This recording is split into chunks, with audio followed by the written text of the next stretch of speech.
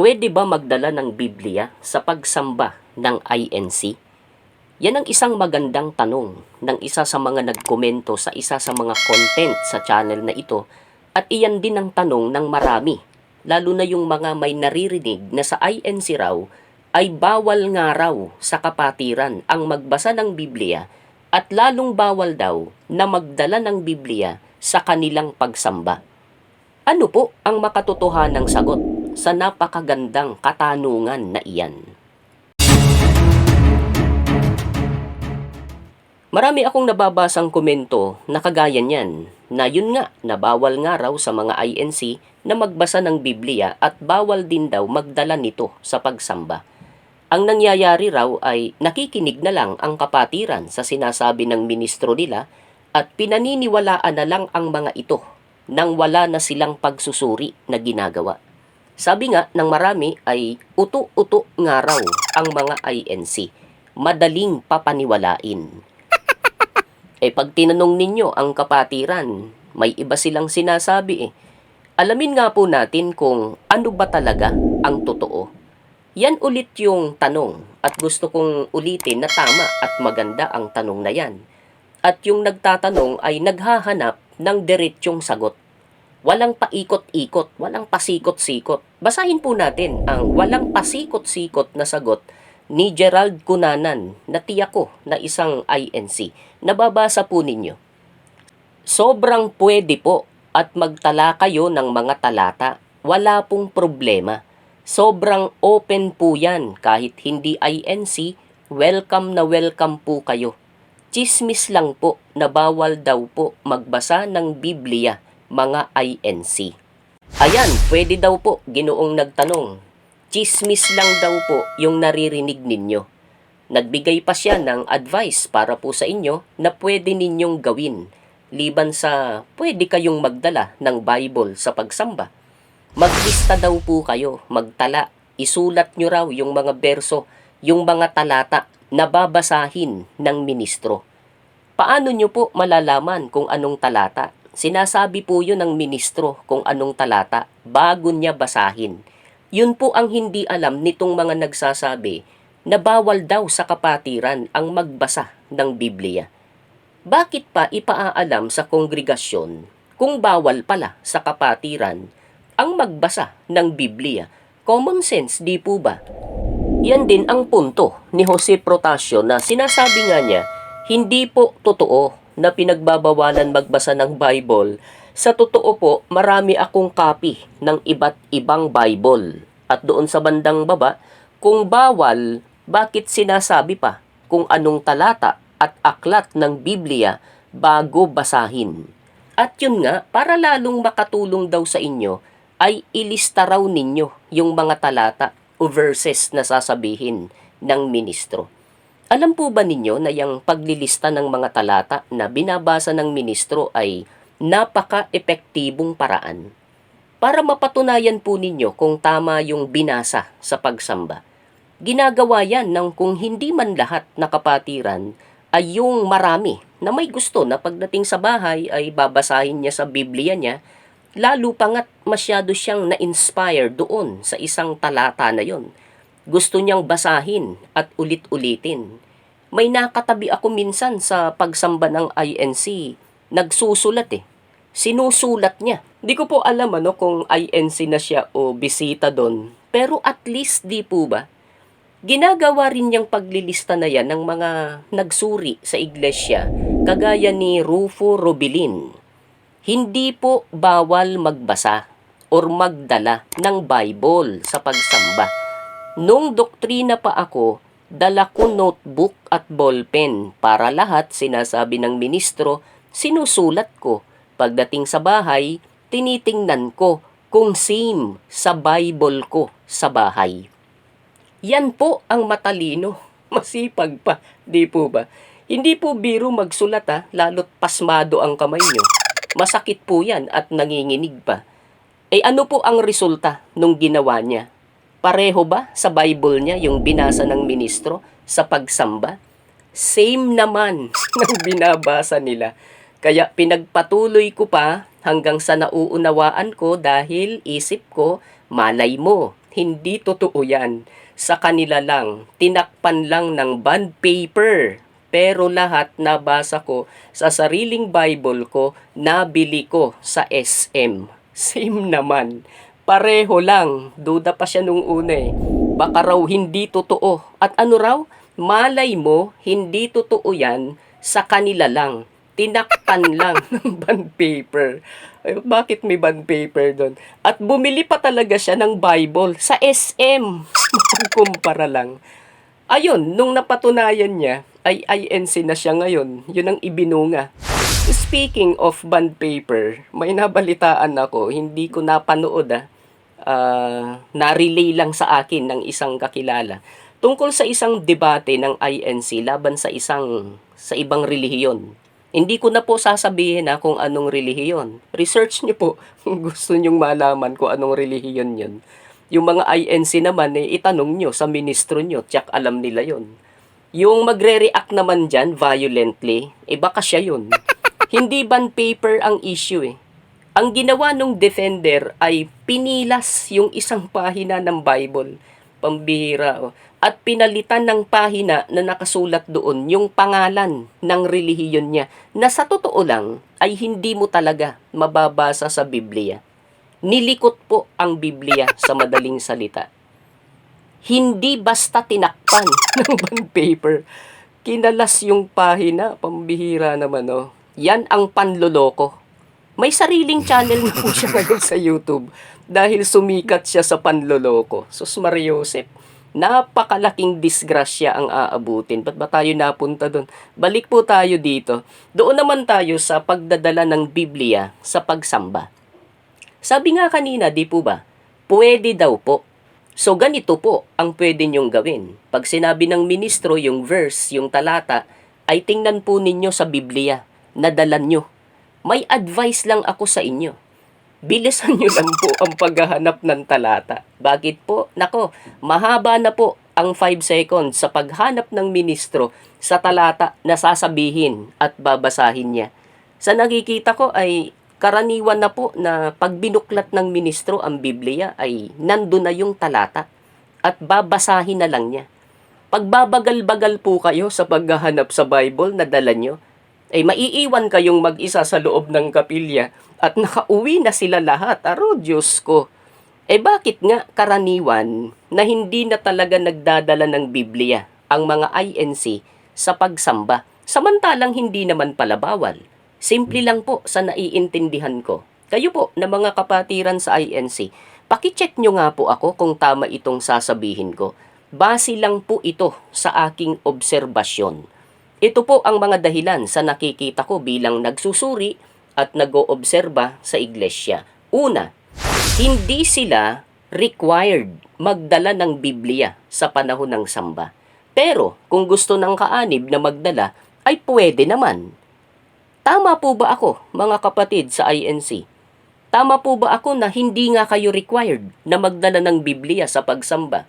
Katunayan, wala ni isang sumita sa akin at kanino man na kapatiran o hinarang sa gate ng kapilya dahil walang dalang Biblia. Kapag required, ay hindi ka makakapasok pag wala kang dala, di po ba? Siyempre, ang tanong, ay bakit naman hindi sila required magdala? Bakit optional lang? Kung gusto, ay magdala. Kung ayaw, ay walang problema. Ang sabi nga nung isang nakausap ko ay, akala ko ba ay totoo ang iglesia? Bakit hindi sila nagdadala ng Biblia sa pagsamba? Natawa po ba kayo doon? Lilitaw na para maging totoo ang isang relihiyon ay dapat na yung mga miyembro ay may dalang Bible sa pagsamba. Saang berso kaya ng Biblia yun mababasa? Ito po ang dahilan na alam ko kung bakit hindi sila required. Ulitin ko po na ito ay base lamang sa naoobserbahan at nararanasan ko kapag sumasamba sa kanila. Kung gusto po ninyo ng opisyal na kasagutan, tanungin nyo po sila. Eto po, may nangunguna po sa pagsamba ng INC. Sino po? Yung ministro o ebanghelista na nandun sa pulpito, doon sa kung tawagin nila ay tribuna. Siya ang naghahanay ng sermon o homily, teksto kung tawagin nila. Ang sistema ay question and answer. tanong at sagot, Socratic method, di po ba? Hinihimay ng ministro yung sustansya ng sermon sa pamamagitan ng pagbabasa ng mga talata sa Biblia habang nakikinig ang kapatiran. Ulitin natin yon, habang nakikinig ang kapatiran. Kaya wala kayong maririnig na ingay sa samba ng INC. Subukan nyo na maghanapan kayo doon mismo ng talata kung hindi kayo magbulungan doon, lalo na po at yung katabi mo na naghahanap din sa Bible niya ay Genesis ang binubuklat. Samantalang ang sinabi ng ministro na talata ay nasa Korinto. May 1 and 2 pa yun. Sus Maria Joseph, na loko na. Hindi po pwede na sisigaw ka doon. Wait, hindi ko pa nahanap. Naku po, giliw. Importante po sa INC na magawa ng maayos ang pagsamba nila. Pagsamba yun eh. Ang kaharap mo ay ang tunay na Diyos. Tapos, lilikha kayo nang hindi kailangang confusion o distraction doon. Tingnan po ninyo ang nangyayari sa iba. Parang hindi worship yung ginagawa eh. Alam po ninyo ang gusto kong sabihin. Baka naman sabihin ng iba eh, hindi reason yan. Dapat ay magdala sila lahat ng Biblia sa pagsamba para mapatunayan ng INC sa atin na hindi bawal sa kanila na magbasa ng Biblia. Ganon? Ito ang ilang tanong na dapat nilang sagutin. Bakit naman kailangang patunayan sa atin yon ng INC? Kaya ba sumasamba ang INC ay para masiyahan tayo? To make us happy and contented? Ganun po ba yon?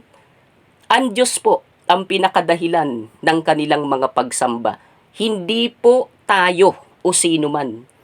Ang gusto nilang masiyahan ay ang Diyos na sinasamba nila, yung tunay. At ang Diyos na sinasamba nila ay may tuntunin kung paano siya sasambahin. Di ba nakalagay, gawin ang lahat ng bagay ng may karapatan at may kaayusan. Tingnan nyo rito kung alin ang nasa kaayusan. Sinabi natin sa unahan na bago basahin ng ministro ang talata, ay ipaaalam niya ito sa kapatiran o sa lahat na present sa okasyon para alam nila na babasahin sa Biblia. Yung nagdala ng Biblia ay hahanapin niya doon yung talata. Habang binabasa ng ministro, ay binabasa rin niya. Ito ang tanong dyan. Yun bang version ng Biblia na babasahin ng ministro? Ay iyon din ba ang version ng Biblia na dala mo? Kung ikaw yung nagdala. Sa pulpito po ng INC, during the delivery of sermon, ay isang tambak na version ng Bible ang nandoon. Ayan, nakikita po ninyo sa picture sa pulpito. Yan lang yung nakikita nyo. Meron pa po yan. Bakit ko po alam? Sinasabi rin nila. Santambak, minsan ay magugulat ka. May ganun palang version. Sa kanila ko nga lang narinig yung version na Amplified Bible. May ganun pala. Bakit kaya tinawag na amplified? Ano kaya yung inamplify? Pati yung version ng Bible ay sasabihin din ng ministro bago niya basahin. Kaya higit na mainam na maglista ka na lang talaga ng verses at versions ng Bible at pakinggan mong mabuti yung paliwanag tungkol doon. Hindi mo magagawang makinig na mabuti kung gulong-gulo ang konsentrasyon mo sa paghahanap ng talata at yung feeling ba, yung feeling na frustrated ka kasi hindi mo dala yung mga version ng Biblia na binasa. Malay mo ba, di po ba? Pagkatapos ng samba ay ikumpara mo kung tama ba yung binasa ng ministro. Kung wala kang ganong version ng Bible, may tip ako sa'yo. Ganito gawin mo. Punta ka sa ministro na nagsermon after the worship para ipabasa sa'yo mismo yung binasa niya sa pulpito. Ganun ba talaga ang gagawin ng ministro? Opo, ikaw ang pababasahin. Naranasan ko eh. Ako ang pinabasa. Nahiya nga ako eh. Sabi naman ni Kadamian, sige, basahin mo. May patapik-tapik pa sa balikat yun. Basa naman ako. Eksakto. Walang labis. Walang kulang. Sa natatandaan ko ay may binasa ang ministro na berso sa isang version ng Bible na ang nakalagay ay, namumuhi ako sa diborsyo ng mag-asawa. Ang Diyos daw ang may sabi nun. Ako naman ay may lahing duda. Kaya di ako mapalagay eh. Nakalagay ba talaga sa Bible yon? Kaya after samba ay sinalakay. Pinuntahan namin ni Kadamian yung ministro. Pinabasa sa akin yung verse na binasa niya sa samba. Ano nga bang version yon? Nalimutan ko, Sus Maria Joseph. O di ba nga kanina, yan din yung sinabi ni Rufo Rubilin. Ayan o, same naman na binabasa nila. Kaya pinagpatuloy ko pa hanggang sa nauunawaan ko dahil isip ko, malay mo, hindi totoo yan. Sa kanila lang, tinakpan lang ng bond paper, etc., etc., etc. Simple po, di po ba? Ang patotoo naman ng iba ay kahit yung Bible student ka pa lang sa kanila, doktrina ka pa lang, sabi nga, dinodoktrinahan.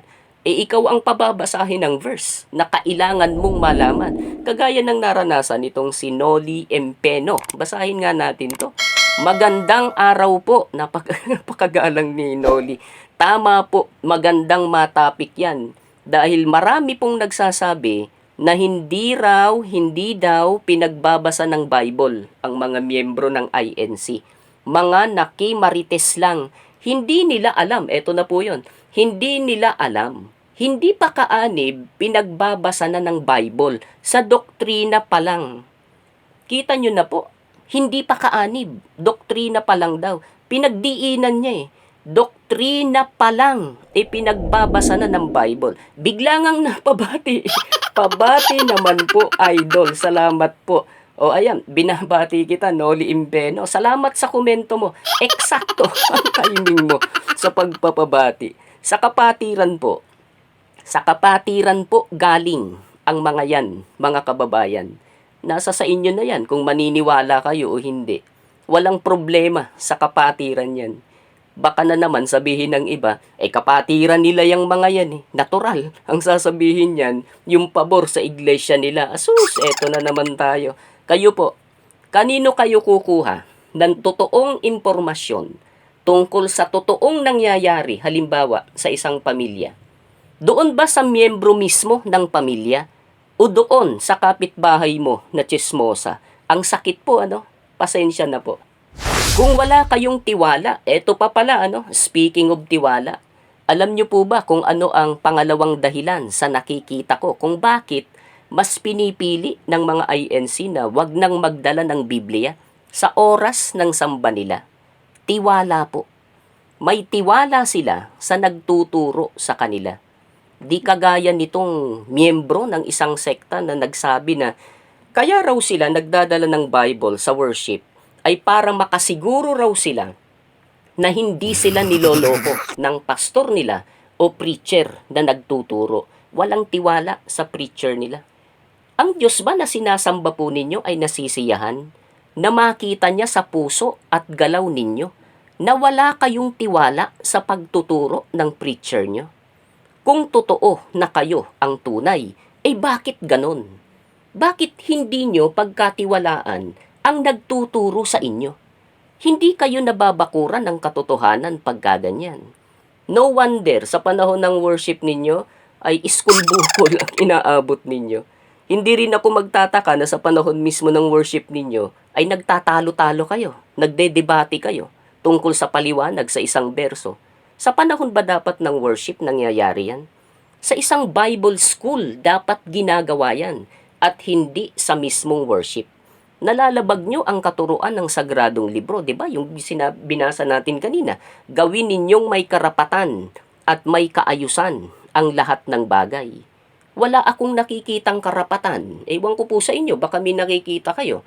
Wala akong nakikitang karapatan at kaayusan sa panahon ng worship na nagkakanya-kanyang paliwanag ang mga miyembro sa mga berso sa Biblia. Magtiwala kayo sa nagtuturo sa inyo. Huwag nyo silang pagdudahan. Yan ay kung tunay ang relihiyon nyo. Makikita ninyo ang tiwala na yan sa mga kapatiran ng INC na inuupakan ninyo. Nagtitiwala sila na hindi sila dadayain o lolokohin ng ministro nila na nagsasalita sa pulpito. Kaya kalmado lang sila eh. Sabi nga ni Kadamyan ay panatag daw sila sa kanilang mga mangangaral na hindi nila sila ipapahamak. Yun eh. Hindi po bawal magbasa ng Biblia at magdala nito sa pagsamba ang mga INC. Alam niyo po ba na sa hanay ng mga katuruan o doktrina ng INC ay number 1 po ang Biblia? Bago ituro sa mga bagong aanib ang anumang aral, yung iba pa, ay itinuturo muna sa kanila ang number 1 na doktrina. Yan po yung Biblia. Bakit ito ang number 1 sa doktrina nila? Lahat ng ituturo sa iyo ay galing sa Biblia eh.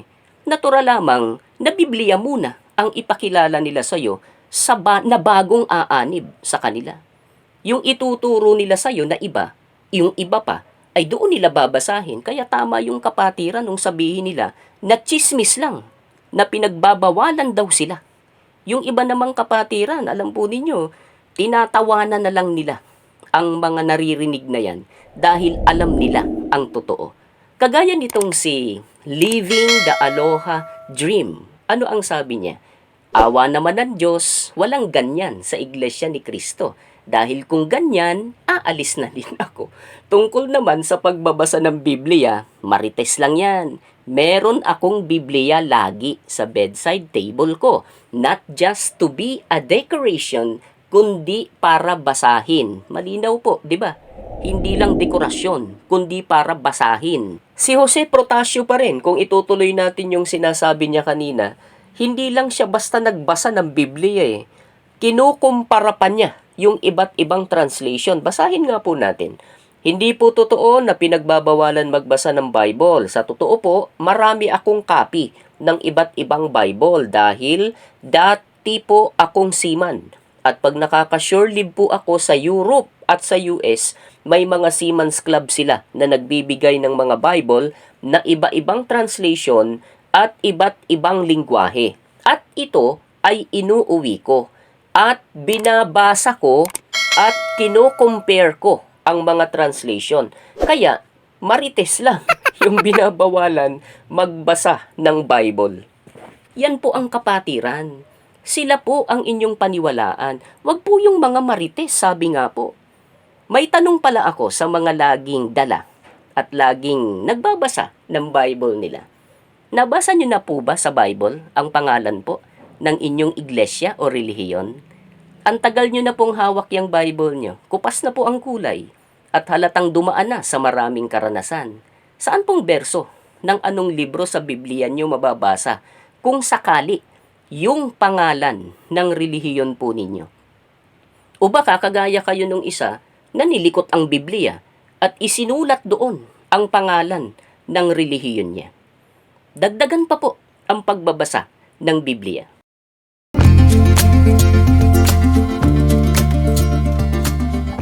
Ito raw iglesia ay walang sariling Biblia. Ang ginagamit daw ay sali ng iba. Sa pangangaral nila, Bible study at propaganda, Protestante at Katolika ang gamit na Biblia. Ano ang dahilan nitong kapatiran? Aminado sila sa bagay na iyan.